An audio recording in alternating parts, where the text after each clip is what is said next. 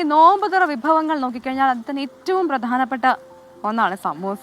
ഞങ്ങളെ സൈക്കിൾ യാത്രയ്ക്ക് പോയിരുന്നല്ലോ ക്രിസ്റ്റീന. അപ്പോൾ നമ്മള് മലപ്പുറത്ത് ഒരു സ്ഥലത്തെത്തി. അവിടെ ഇതുപോലൊരു ദിവസം രാവിലെ നമ്മള് ചെല്ലുന്നത് ഈ സമൂസ ഉണ്ടാക്കുന്ന ഒരു സ്ഥലത്താണ്. ആൾക്കാർ ക്യൂ നിൽക്കുന്നുണ്ട്. ഒപ്പം തന്നെ ഇങ്ങനെ സമൂസ അവര് വറുത്ത് കോരിക്കൊണ്ടിരിക്കുകയായിരുന്നു. അപ്പൊ ഞാനും വിനീതയും സ്മിതയും രാവിലെ തന്നെ നമ്മുടെ ഭക്ഷണം സമൂസയായിരുന്നു.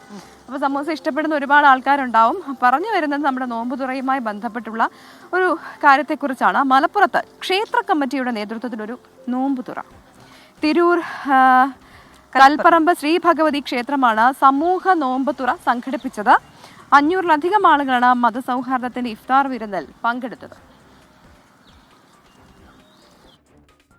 100 മീറ്റർ മാത്രം അകലത്തിൽ കഴിയുന്ന പള്ളിയും ക്ഷേത്രവും കൽപ്പറമ്പ് ശ്രീ ഭഗവതി ക്ഷേത്രവും മസ്ജിദുൽ ഹുദയും നിലകൊള്ളുന്നത് ഇങ്ങനെയാണ്. ഒരു നാടിന്റെ മതസൗഹാർദ്ദത്തിന്റെ പ്രതീകം. പള്ളിക്ക് സമീപം ക്ഷേത്ര കമ്മിറ്റി നാടിനാകെ ഇഫ്താർ വിരുന്നൊരുക്കി.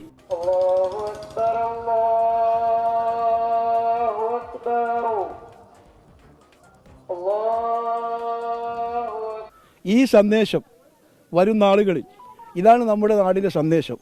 ഇതായിരിക്കണം നമ്മുടെ നാടിൻ്റെ സന്ദേശം.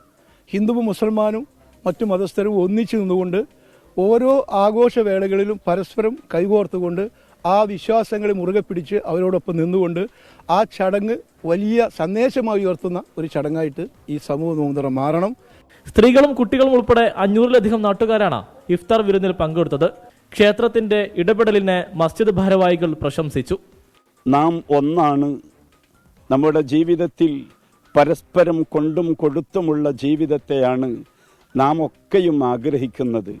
അത് നമ്മുടെ മുൻ സമൂഹ തലമുറയിലും ഉണ്ടായിരുന്നത് പോലെ വീണ്ടും ആ തലമുറയിൽ നിന്നും നമുക്ക് ലഭിച്ച ആ സന്ദേശം നമ്മുടെ ഈ വരുന്ന യുവതലമുറയിലേക്കും പുതിയ ജനറേഷനിലേക്കൊക്കെയും പകർന്നു നൽകുന്ന ഈ മഹത്തായ സംരംഭത്തിന് 1000 ആശംസകളും അഭിനന്ദനങ്ങളും അറിയിക്കുന്നു.